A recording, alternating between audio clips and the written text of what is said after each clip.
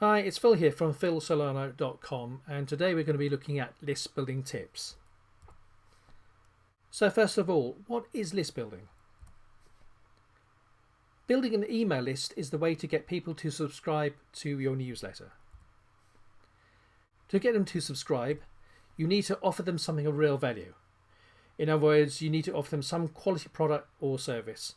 Normally it'll be in the form of training if you're dealing with internet marketing, for example, which is the market I'm into. So if you're going to teach them something like, for example, affiliate marketing, you might want to teach them how to, for example, build a website, how to find products to promote, how to find traffic for their website, etc. And you can do this by offering some kind of video training. So it may be just a single video on one particular aspect of affiliate marketing as an example, which you may be talking about getting traffic. Or alternatively, you may be looking at putting together a complete coaching series, which may take them step by step, right through to the point of choosing a product to promote, right through to building a website and setting it all up and so on. Alternative, of course, you may choose to use reports. These are just simple written reports, what they used to call ebooks. People don't really like that term very much these days. They're often called reports. Basically written informational guides. Again, it can be how-to guides, but they're in written form. They're normally in like a PDF document. You use Adobe Reader or something like that to view them. So why build an email list? Building an email list enables you to build relationships between you and your prospects. Your prospects get to know you, your teaching methods, the kind of person you're like, and at the same time you get to know them, you get to know their needs, and so therefore you can offer solutions to their problem. And you can offer free quality information targeted to their particular needs. And once you've been offering sort of free products, free guides, free information, so on, eventually you'll come to a point where you'll be wanting to promote your own product or products, or other marketers for that matter, to this targeted audience. So you may be giving a few tips, a few guidelines on using this example of affiliate marketing.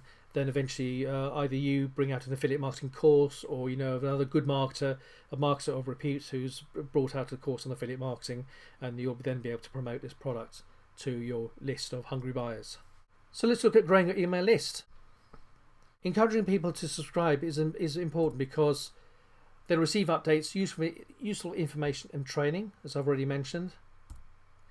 They're likely to buy from you as well. By the time you've been sending them all this free information, all these little useful, handy household tips, as I call it, they're much more likely to buy from you when you have a product to offer than from some unknown marketer who may, in fact, be offering exactly the same product, but because they don't know that person from Adam, it's much more likely they're going to be buying it from you than from them. There are also strict rules regarding spam. I remember not too long ago, you used to be able to get all this so-called email blasting software where you'd pick up like 10,000 email addresses, you feed them into the software, hit the magic button, and bang, literally a load of emails used to get literally blasted out to like 10,000 or more people. And 99% of those people didn't even want this information. It was just pure spam, pure nutter spam, and that's why something had to be done about it, because people's email boxes used to be deluged with all this essentially email rubbish. And that's why nowadays you've probably noticed if you do subscribe to email lists that you often have to confirm that you wish to receive this information before the information gets sent to you. So it's like what they call a double opt-in. So speaking about opting in, let's look at opt-in forms. So first of all, what exactly is an opt-in form? Well, that's basically the box you normally fill in. You might put in your name and or your email address and then hit the submit button. That's essentially what an opt-in form is. And there are two types. There's first of all what I call static, which is usually often placed in the right-hand column of your website. Sometimes it could be in the actual main page, or if you have a left-hand column, you might put it there. And that's just a static box. It just sits there all the time. Please enter your name and email address, and you'll receive some product or service from us for doing so. The other type is what I call dynamic, and that's in the form of what's known as a pop-up. Basically, a pop-up is you go and visit a site. You'll start to read the content about this on this site, and all of a sudden this pop-up comes up in the middle of the screen, again asking you to enter your name and or your email address, and you'll receive something in return for that. Although pop-ups are often considered to be really annoying and a real nuisance, they do actually make the reader do something, and that's why they are very, very effective, because the reader either has to go ahead and enter their name and email address, or they have to close the box in order to be able to continue reading the rest of the content on the site. And they have been proved to be effective, and that's why marketers do still use them. So let's look at those opt-in incentives. Nobody's going to just fill in an email address for nothing. They're going to want something in return for it. In order to get opt-ins, you need to offer something of value. You've got to give them something that they're going to say, yeah, I'm really pleased I opted in. I'm really pleased I entered my email address because I've got this product. I've read it. I've learned a hell of a lot from it. I can now go ahead and do something new to my business, which I wasn't doing before. I read this information or watched this video, whatever it happens to be. And it needs to be useful, as I've already mentioned. It needs to be something where they feel that they've read it or they've watched it and they feel they've got something out of it. And also, very, very important, of course, it does need to be up to date. There's one thing you can say which is constant about the internet, and that is that it's always changing. That's one thing that's guaranteed. What was good 6 months ago probably isn't today. So therefore, the information you provide needs to be up to date, needs to be current, so that people are not being given essentially false information. So you've now got your subscribers. They've entered their email, they've got their free products. You now need to look after them. How are you going to keep them there? How are you going to look after them? Most importantly, of course, is to treat your subscribers with respect. They are human beings, and they do need to have respect, just like the rest of us. And so, therefore, you don't want to be sort of hitting them with all sorts of different emails about X, Y, Z products. Buy this product, buy some other product, and so on. You want to be giving them information which is useful, where they don't always have to pay for it. Just has to be a few guidelines, a few simple tips, any latest news which may have relevance to their particular business model. If it's affiliate marketing, there may be some new method of or an easier way of building a site or whatever it might be. And again, it may not necessarily have to be a paid product, just something that's of use. And you kind of treat it a bit like you treat your friend. If something new comes out which would be a benefit to a friend, you basically just tell them about it, wouldn't you? You wouldn't necessarily expect them to pay for it. And it's the same with your subscribers. They need to be treated like that. And then obviously every now and again you may have something which is you feel is a real use, a real benefit to them, which you can then promote. Now, speaking about products, you don't want to be promoting the latest fad or gimmick. It was only a few months ago. I constantly get hit with all these emails. Buy this product. It's 7 clicks and you can earn $5,000 a day. You could get these stupid stories about some person who was down and out, and he had just happened to stumble across some wonderful programmer who was able to program some magical software which they didn't really understand how it worked, but they were able to get it to work and get all this money, and all of a sudden their life has turned around. All this nonsense. Internet marketing, it's a business, and so therefore it has to be treated as such. It takes time to build it up. It's a fair amount of work involved, and so therefore, yes, by all means, promote products which are of quality from reputable marketers. Marketers have been around and know what they're doing. They've released good products in the past, and so on. Those are products you need to go. If you're going to be promoting products, those are the kind of products you want to be going for.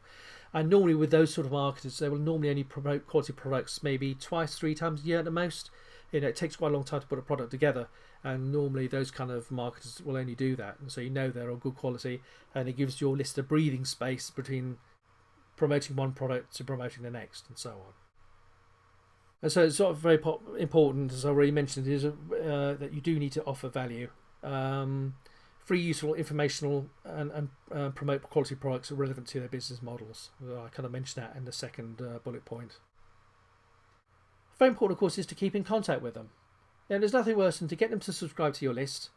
You send them to a download. You say, here's your download. You give them the link. They download the product or whatever it is, or the video. They get a chance to watch a video, and that's all they hear from you. Don't hear anything from you for the next 2 or 3 months. And all of a sudden, you've got a product you think might be of use. You promote it to them, and they think, "Well, who's this marketer? I don't know this person." And of course, they don't respond to it. Now, you need to be keeping in touch with them on a regular basis. Normally 2 or 3 times a week is ideal, and not, again, as I mentioned earlier, not always promoting products to them, but just giving them a few useful tips, useful guidelines, that type of thing. So they know you're there. You maybe tell them a little bit about your business, how things are progressing for you, or anything like that.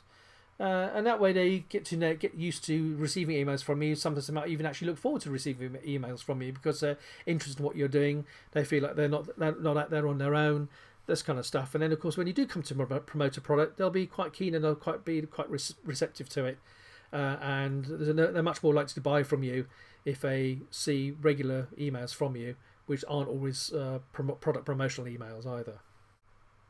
So to sum up then, to get subscribers, you need to first of all use opt-in forms, which can be the static ones which you mentioned, which is on the top right hand side of your website, or of course it could be in the middle of your content somewhere, or if you have a left column on there, wherever you prefer to put them on your site. But most people put them on the top right hand side of their sites.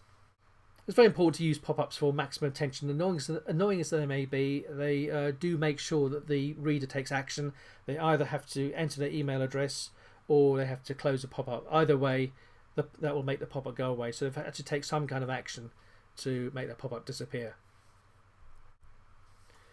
And it's very important to offer some kind of incentive or value. So in other words, when they're going to, why they're going to subscribe to your list, well, it's because you're giving them this really quality video or this real quality report on a particular aspect of business which they would be interested in.